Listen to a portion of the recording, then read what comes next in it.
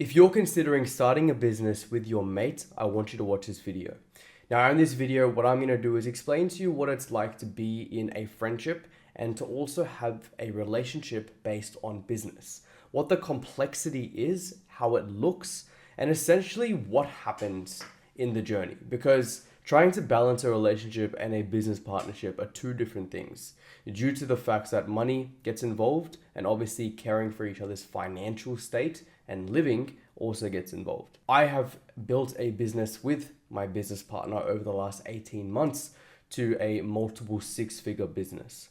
Now, during that time, we have gone through quite a lot of uncomfortable conversations and quite a lot of arguments, to say the least. We don't do business anymore. We've officially ended business together. And because of that, and because of how recent this is, I thought it would be a really cool idea to share my experience with it if you're considering starting a business with a mate. So you understand what to look out for, what to know, and essentially how to ensure that either you make the right decision and how to ensure that you do it the right way. Now, what you need to ensure is that you have absolute trust with this individual. You need to ensure that you can essentially trust this man with your fucking life, because that person is going to be looking after and controlling your finances.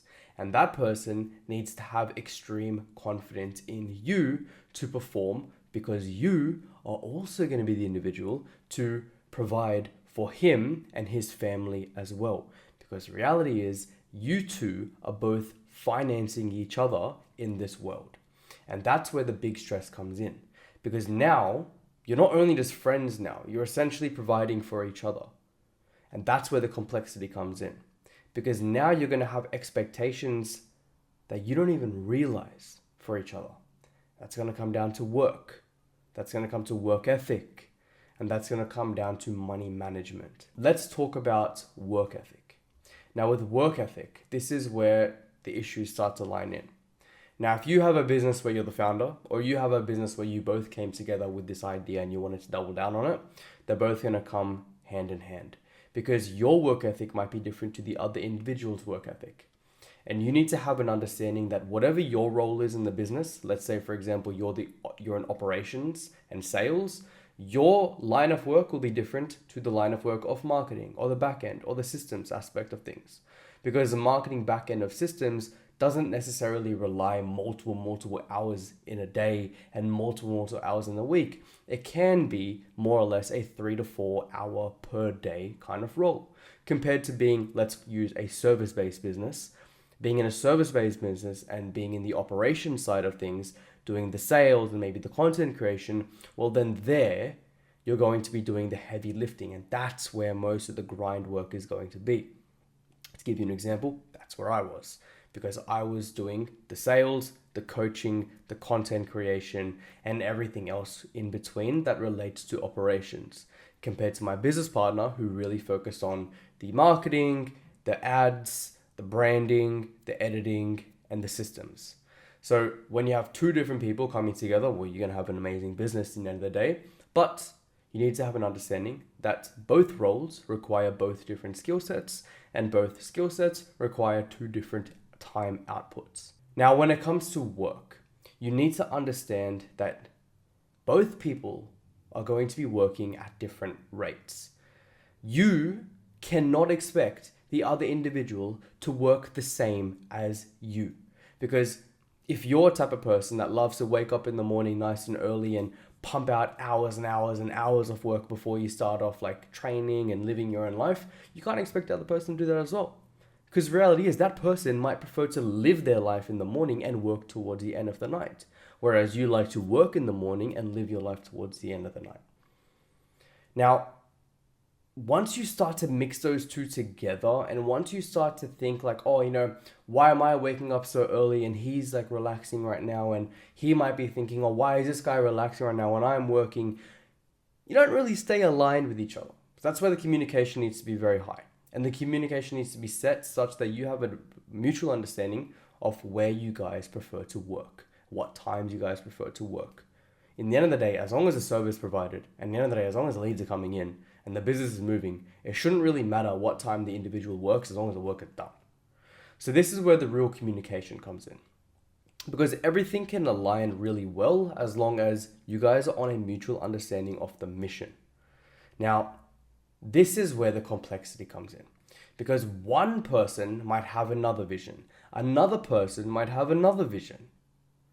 And if you two are both going in two different vehicles to the same destination, you're going to take forever to get there. However, if you're both in the same vehicle going in the same direction, you're always going to be aligned and you're always going to be together through the pit stops and through the issues that you might be going through because your visions are aligned.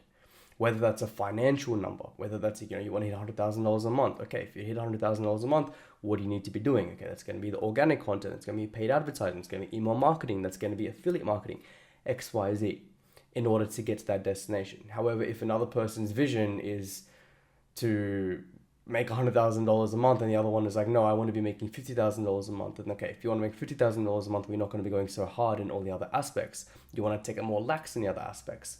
Well, then you're not going to be aligned with each other. And on top of that, it's going to come back down to the financing side of things. Well, how are you going to be paying each other? What are those wages going to be? What are they going to look like? How do you have that trust in that individual to not take additional profits from the business without you knowing? How do you know that individual's not splurging the credit card without you knowing and trying to claim it as a business expense?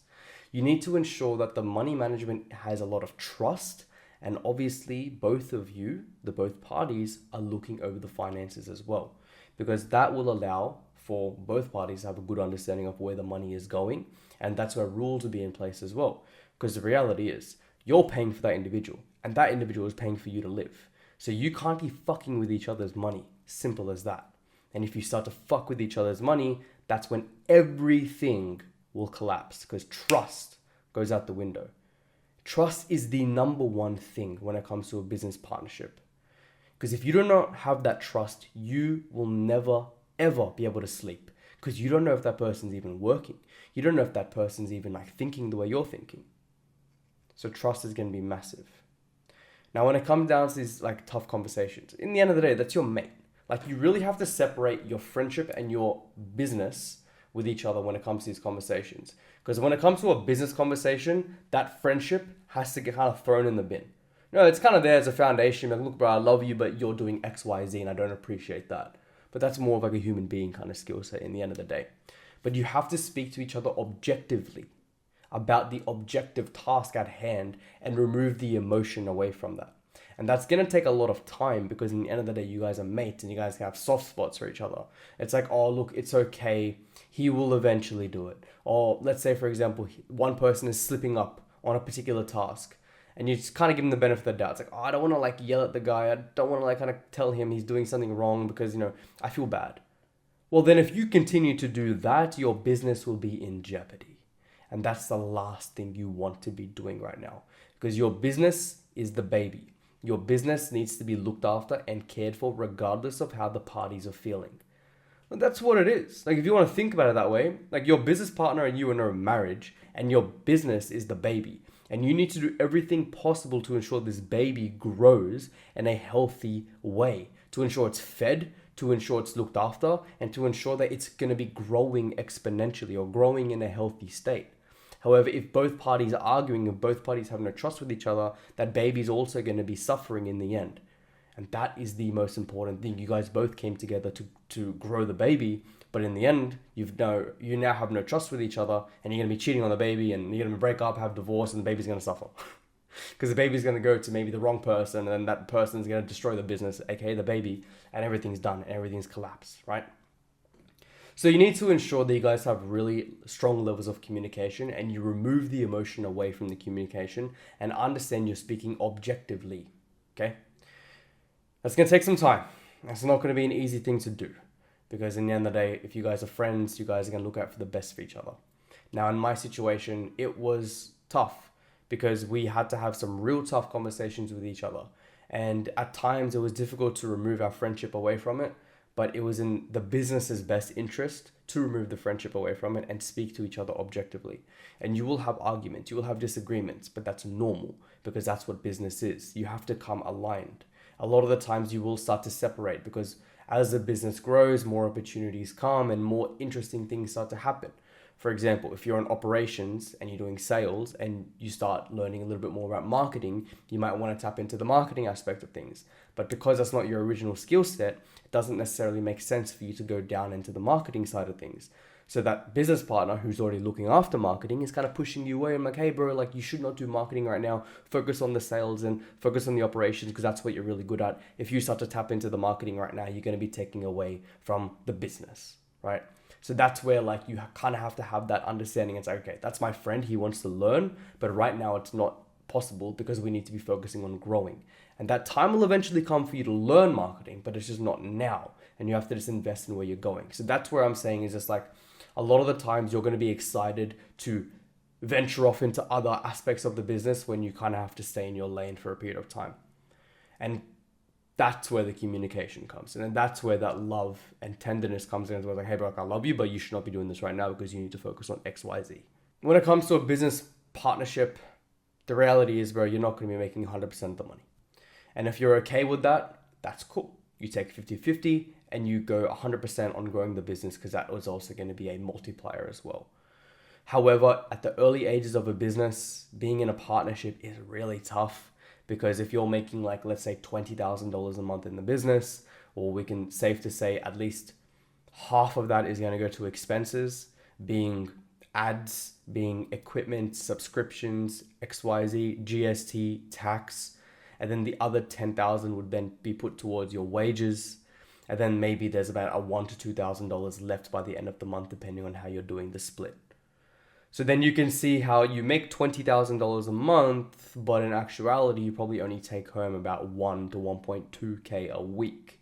And then you also have to see, okay, this then has to be a long-term play because most businesses will more or less in the initial foundational years grow by 50%, maybe even exponential, or maybe 3, 4, 500% the first couple of years and then drop down to 50 and then 25 and then 5% per year.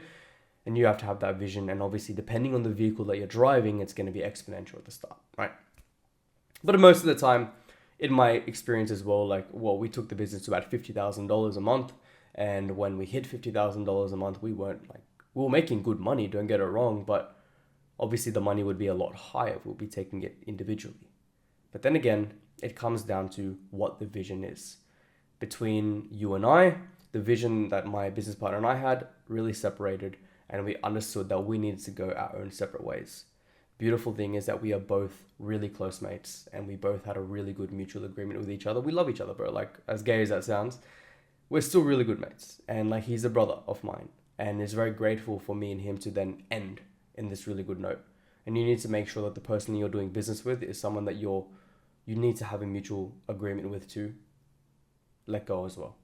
So hopefully this video provides some understanding of what it's like to be in a business relationship and how to manage your friendship and business. And genuinely, if you enjoyed this video and you took some insight from this, then I want you to let me know in the comment section down below. If you're going into 2025 and considering starting a business with a mate, honestly, fucking do it. Because like, don't let this video scare you. Like, use this video as a good insight, to not make the mistakes that I've mentioned and really try and have your alignment set and push hard. And the reality is, if it doesn't work out, that's okay.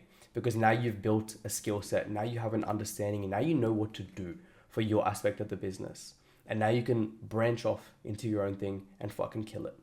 And I'm on that journey myself and I'm going to be documenting that journey on this YouTube channel. So I hope you guys stay tuned, join the family. YouTube is going to populate a video that they think you will fucking love. So you can watch either of them up there and I'll talk to you guys soon. Laters.